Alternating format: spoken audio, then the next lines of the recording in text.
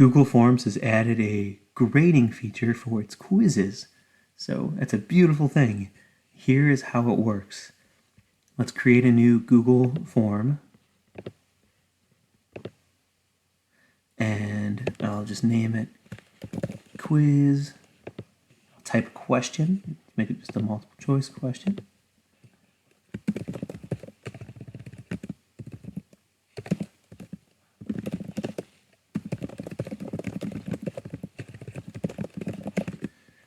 Okay, let's put in some answer choices.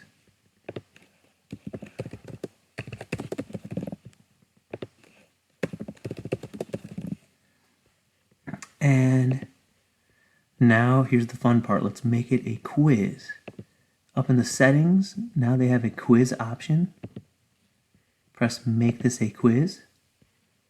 They give you some options here, but I'll just keep the default on, which is immediately allow students to see their grade after each submission. We will have to create an answer key for each question. I only have one question here, so it's going to be quick. I'm going to assign the amount of points per the question, so you could give different questions more weight or less weight. This will just be 1 point. Oops, the answer is actually 4,000 miles. And I guess this could be a completed quiz at this point. I would obviously want to add a lot more questions, but for our purposes, this is good enough. I'm going to go to send. A little paperclip attachment there. Click that. I'm going to shorten the URL for convenience. I'm going to press Control-C or copy to get the link to the quiz. All right, now go to my Google Classroom.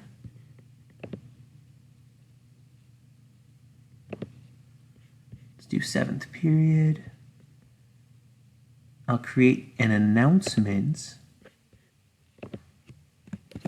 Give it a title if you want. Put in the link that we copied. Press Control-V. And there you go. We can now post this, and it would become live on the classroom stream. Students could then click this link right here and take the quiz. So let's do a practice. I'll pretend to take the quiz here. Let's put in the wrong answer. Press submit. View your score. And it tells me the correct answer was 4,000 miles. So it's an instant feedback that's provided. Now if we go back to the quiz and I check responses, it says 0 for 1.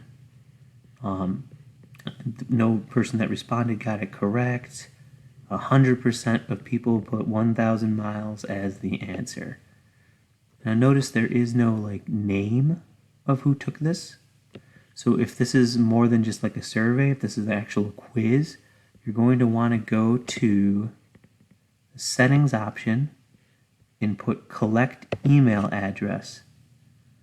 That means that whoever takes the quiz is going to, their email is going to be saved with their responses, and you could look up scores by student email. So I'll click save and make that happen. If you want, you can also just create an additional question that asks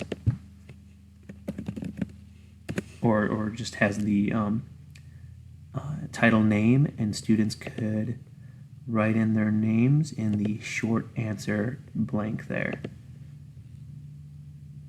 So that's another way to make sure you have students' names when you're taking quizzes. All right, I hope this was somewhat helpful. Please feel free to email me any questions that you might have.